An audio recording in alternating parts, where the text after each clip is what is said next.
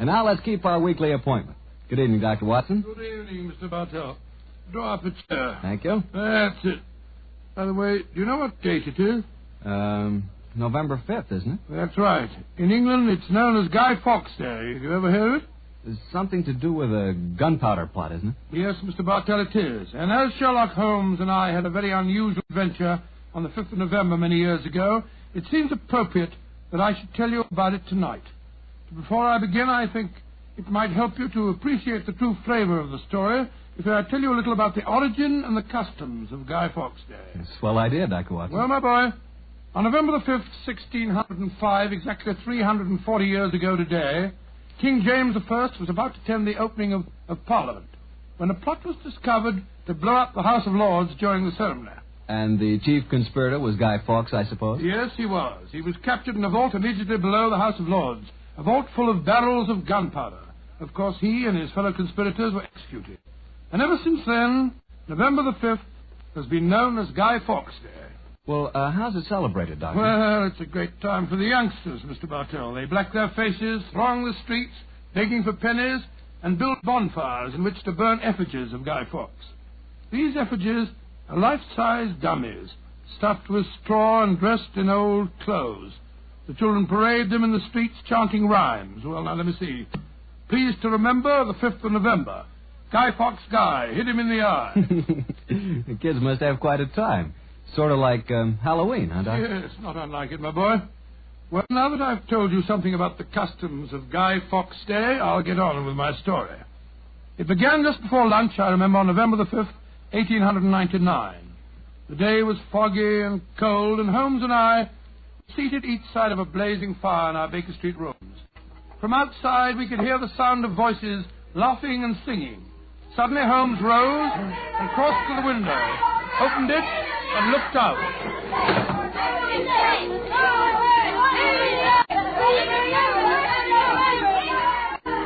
Then he turned to me and spoke. Children having a great time, Watson, aren't they?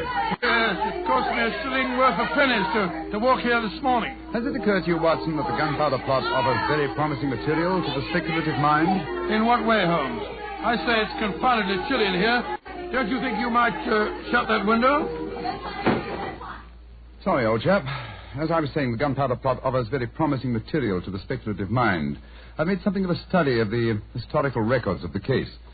There is more than a little evidence to suggest that King James was never in any real danger. Never in any danger? Well, what makes you say that? Knowledge of the proposed dastardly scheme came to light early. That James Stuart, King of England, the possessor of a shrewd and diabolical mind, used the spectacular discovery of the plot to try and bolster his waning popularity, as well as to justify increased religious persecutions. Well, that's the first I've heard of it, Holmes. I dare say, old fellow, but it's true just the same. I'm afraid James Stuart, King of England, was an unscrupulous tyrant. Come in. Oh, yes, Mrs. Hudson? There is a gentleman to see you, Mr. Holmes. He said it was very important. He asked me to give you his card. Oh, thank you, Mrs. Hudson. Oh, ask him to come up, please, will you? Aye, sir. Who is it, Holmes? A gentleman with a remarkably fine sense of timing. Read his card for yourself. Let's have a look. Mr. James Stuart. Great Scott, that's an extraordinary coincidence that he should arrive just as we're talking about James Stuart, King of England. Come in. Mr. James Stuart. How do you do, Mr. Stuart? My name is Sherlock Holmes, and this is my colleague, Dr. Watson. How do you do, sir? How do you do? Mr. Holmes, you've got to help me. I'm walking about in mortal fear of my life. You've got to help me. Mr. Stuart, I suggest that you sit down. I'll do anything in my power to help you, but you must compose yourself first and tell me quietly what it is that's frightening you. How can I compose myself when I may be dead within a few hours? No, Mr. Stuart. I'm a doctor. I really think if I were to give you a sedative that you'd find... How can you talk of sedatives when I... My heart. Doctor. My heart. All right, it's all right. Now, here, let me help you into this sofa. There you are now. Imagine if Bradley would know all of them. Yes, Holmes, and I'll give him some digitalis. A fellow with a bad heart like this shouldn't allow himself to get so excited. Here you are, Mr. Stuart. Drink this. No. That's it. And now this, Mr. Stuart. What is it? It's digitalis. Very well. There now. Feel better, sir? Yes, Mr. Holmes. Yes, I do. You're right. I shouldn't get so excited. My heart can't stand it, you know. Watson, is he well enough to talk, do you think? Yes, if he doesn't excite himself again. I'll be careful, Doctor. I'll take it quietly. Mr. Holmes, when you saw my card just now, did it strike any responsive chord? Oh, naturally, sir. Who could fail to be intrigued when a James Stewart calls to see one on Guy Fawkes Day? It isn't just coincidence that my name is James Stewart. I've got royal blood in my veins. People know of it. And that's another reason they're out to kill me. They're jealous of my heritage. Every instinct I have is a royal one. Now, you gentlemen know that falconry is a king's sport. And my greatest hobby is the breeding and the training of falcons. Stewart, please, Mr. Stewart. Owing to the state of your health, I suggest that you be as economical as possible in your explanation. In fact, I think it might be better if I were to question you. Very well, Mr. Holmes. Now, you say that your life is in danger. What evidence do you have to substantiate that claim? My cousin, Guy Falconby, has threatened it. You see, Mr. Holmes, he and I are the only heirs to a wealthy uncle. His fortune will go to the surviving heir. If I were dead, Guy would inherit everything. Seems to me, Mr. Stewart, that you should have applied to Scotland Yard for protection. I did, Dr. Watson. Only a few days ago I saw a certain Inspector Strad, I think his name was, and he laughed at my fears. Oh, Strade. And he laughed, did he? Well, then in that case, there may be something in your story, sir. You say that your cousin has threatened to kill you. Has he indicated the method he intends to employ? He has, and it's a devilish plot. Guy has a bitter, twisted sense of humor, gentlemen, even when he's planning as dastardly a thing as a murder. I am James Stewart. He is Guy Falconby, which is near enough to Guy Fawkes. Today is the 5th of November, and he's planning to blow me up. Oh, come, sir. You can't expect us to believe that. But it's true. He warned me. And the celebrations that are going on in the streets of London today would make a rare cloak for his activities. I must confess, Mr. Stewart, that I find your story most unconvincing. All your evidence appears to depend on conversations held between you and this cousin of yours. You have no facts, sir, to substantiate your claims. But I have. Then please let us hear them. I live at 23 Cavendish Square. A week ago, the house next door to me was let to a new tenant.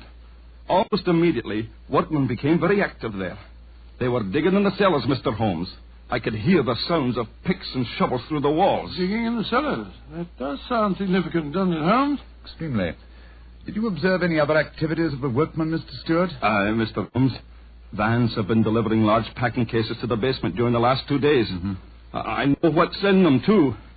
It's gunpowder. I tell you, they're planning to blow me up today. No. Steady. You mustn't excite yourself again. What shall I do, Mr. Holmes? I think, sir, it would be better for you to rest here for a while and then go to a nearby hotel. I would suggest the Shaftesbury.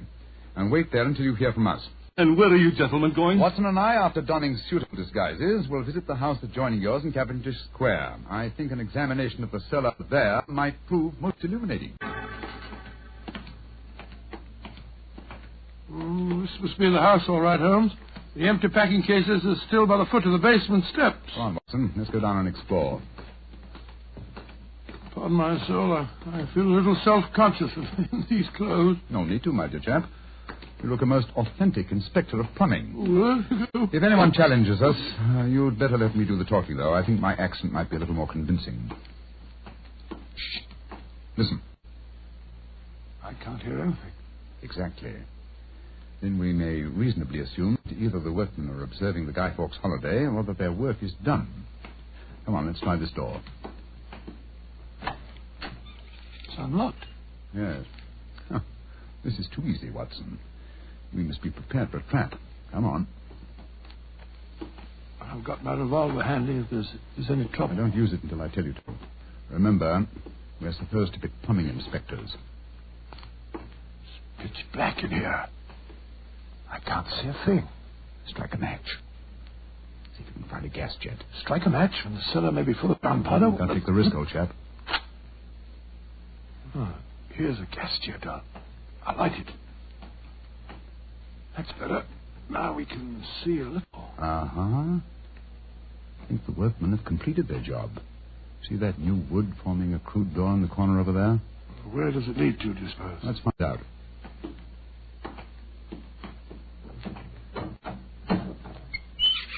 Oh, also unlocked. And here's a miner's lantern, waiting conveniently for us on this ledge. Ooh, this is ridiculously easy. No, I'm sure it's a trap. I like the lantern. Great Scott, it's a tunnel. Yes, it's a tunnel leading into Mr. Stewart's house next door. Let's explore it.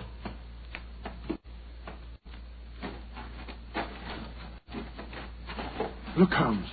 Look at the barrels. I bet they're full of gunpowder. Undoubtedly. You will observe the fuses as well. Yes, the complete equipment for another gunpowder plot. I can't believe my eyes. What a fantastic plan, but how could the murderer be certain that Stewart would be killed in the explosion? I think that's easily answered, Watson. Remember Mr. Stewart's bad heart? In his present state of apprehension, an exploding firecracker would be enough to kill him. I suppose so. Hello? Hello? What's this lying on the floor? Curious. It's a funny strip of silk with a little ring on the end. Let me see it, Watson. Aha. This seems to be familiar. By Jove! I believe it's a Jess. A Jess?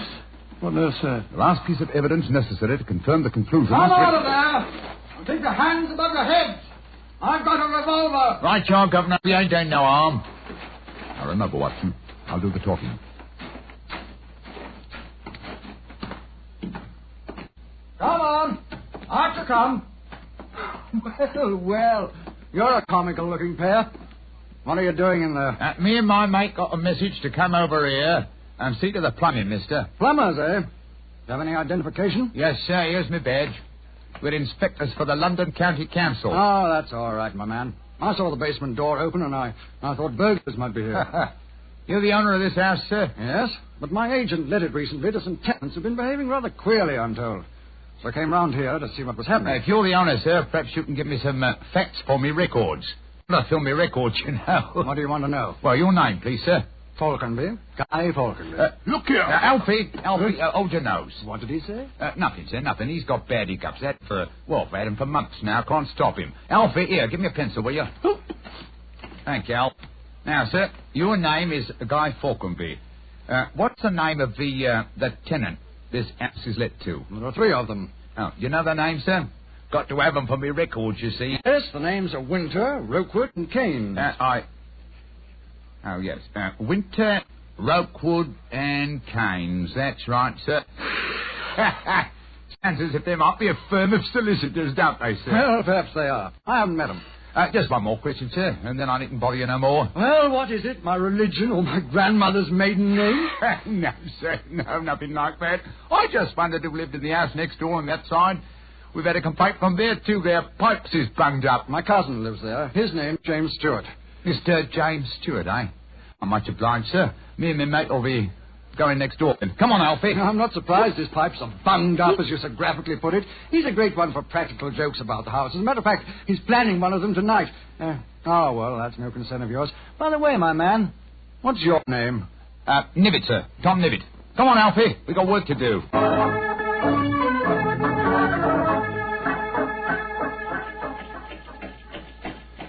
Holmes, I wish you'd tell me what's going on. Why have we taken this cab back to Baker Street?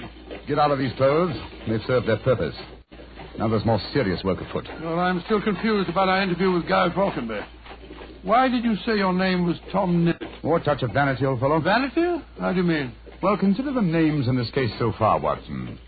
James Stewart says that he's been threatened by Guy Falconby.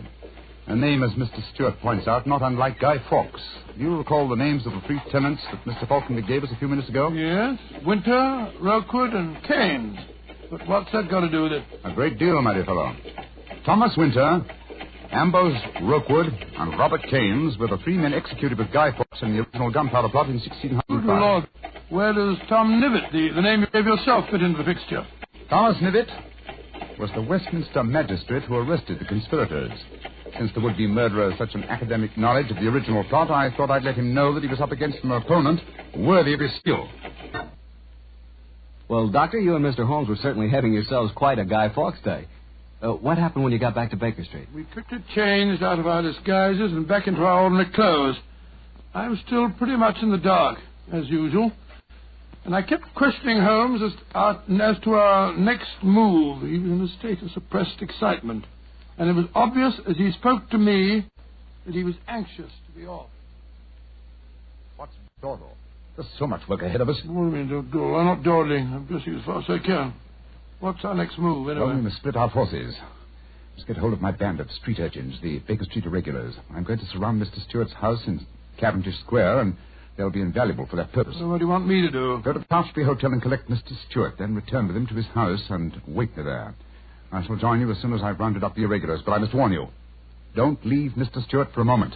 Don't let him out of your sight until you see me again. Of course I won't, Holmes, but, I must say, the idea of all that gunpowder in the cellar doesn't make me feel any too happy. Have faith in me, old chap. Have faith in me. You know, I wouldn't expose you to any danger if I could avoid it. And I assure you that I shall join you and Mr. Stewart very shortly. You have your revolver? Yes, of course. Good. And, give Mr. Stewart this revolver, will you? Tell him that I insist that he carries it. I fear that his own has probably been tampered with. Right you are, Holmes. I'll see that he has it. This is a strange business, I must say.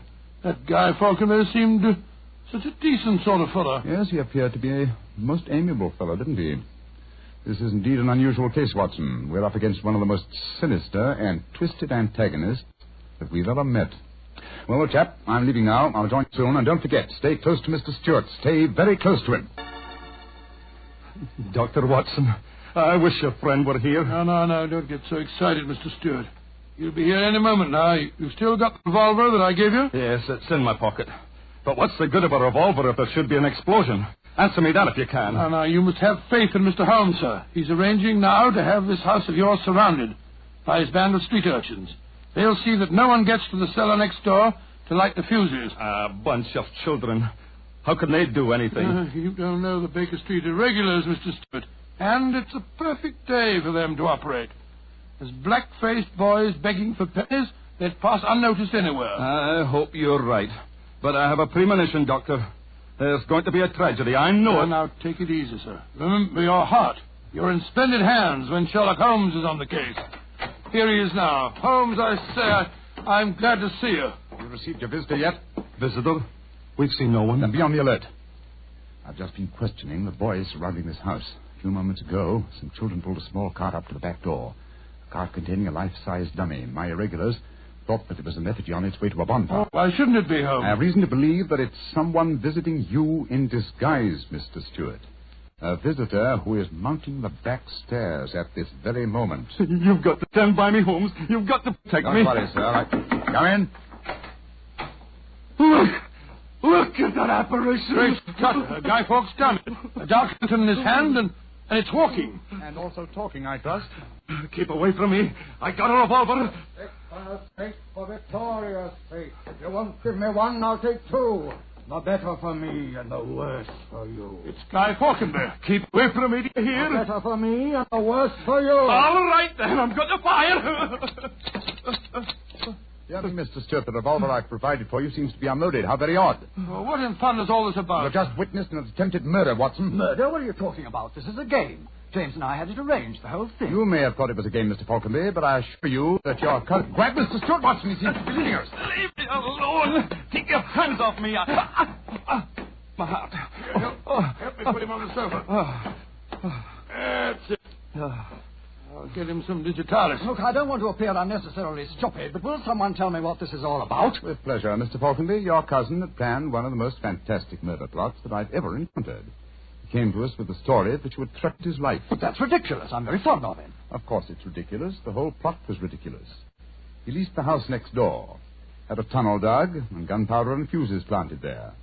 Even entered the name of the tenants as Winter, Rokewood, and Kames to give the apparent plot a further authenticity. You mean my cousin was the real tenant? Certainly he was. However, he was clumsy enough to drop that piece of silk with the wire ring on the end that you found in the cellar, Watson. Thing you called a jest. And what's a jest? It's a strap that goes round a falcon's leg to which its leash is fastened. You will remember that Mr. Stewart informed us that falconry is his hobby, and it therefore indicated that he had been in the cellar and consequently must have known about the whole plot. And all he was trying to do was to build up in our minds the belief that his cousin was trying to kill him. Exactly, my dear fellow. Had we believed him, of course he could have shot you just now, Mr. Falconby, in apparent self-defense. Good Lord, what a fantastic plot.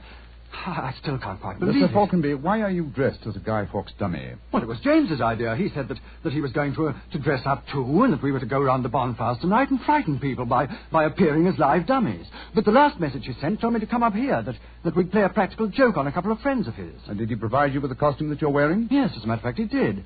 Have you searched the pockets for any weapons? No, but I will. All right, and while you're doing that, I'll examine this dark lantern. How's your patient, Watson? Well, I've given him some digitalis, and now I'll get him some brandy. I can't find anything in the pockets. Here's the answer, my friends. Look here. Inside the lantern is a dagger. Your cousin planted it there to substantiate the claim that you were trying to kill him. Had his plans worked, you would have been dead, Mr. Falconby, before you could have told us the truth. Here, come back here, Mr. Stewart. James! He slipped out of the door. Confound it! He's taking the heart attack. Come on, Watson, answer him.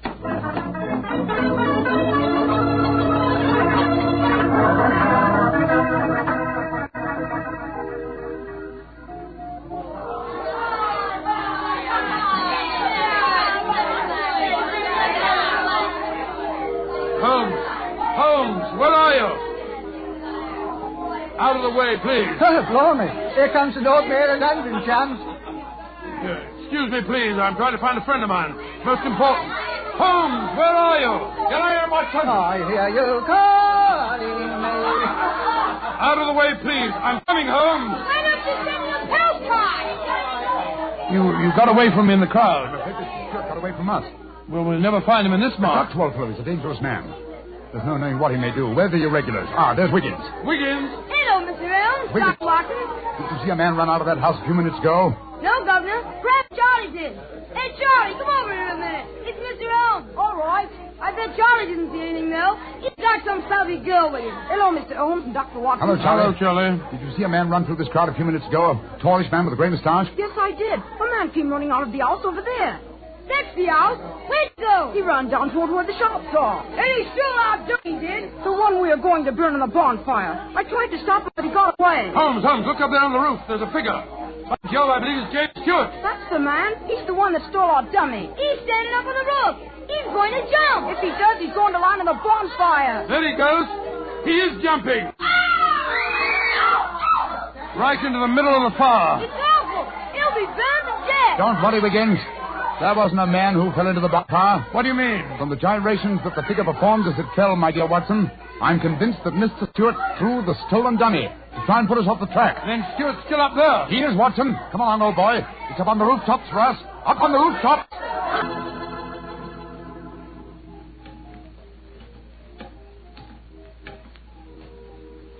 Here, Watson. Let me help you up. Can you reach my hand? I got it. All right, then. Up you come. Come on. That's it. Phew. Seems to me that fire escapes must be designed for giants. Keep your eyes skinned, old fellow. Stewart's a dangerous man. Might be hiding behind those chimney stacks. Come on. Upon my soul, this is a strange place to be on Guy Fawkes night. Yes, a comprehensive case, Watson. Starts in a cellar and ends on a rooftop. Look, Holmes. By the pad of it there. The crumpled body of Mr. Stewart. Looks to me as if it... Yeah. He's dead, Holmes. Well, it's not surprising. The effort of carrying the dummy up here and throwing it, combined with his own state of excitement, were too much for him. Well, frankly, I can't say that I'm sorry. No, he planned a murder. If it hadn't been for you, he would have succeeded. An extraordinary case, Holmes. Yes, old chap, and one that should long make us remember the 5th of November. By Jove, yes. Please to remember the 5th of November. Gunpowder treason and plot. I see no reason why gunpowder treason should ever be forgotten. Tonight's Sherlock Holmes adventure is written by Dennis Green and Anthony Boucher and was suggested by an incident in the Sir Arthur Conan Doyle story, The Adventure of the Devil's Foot. Music was by Dean Fossler. Mr. Rathbone appears through the courtesy of Metro-Goldwyn-Mayer, and Mr. Bruce through the courtesy of Universal Pictures, where they are now starring in the Sherlock Holmes series.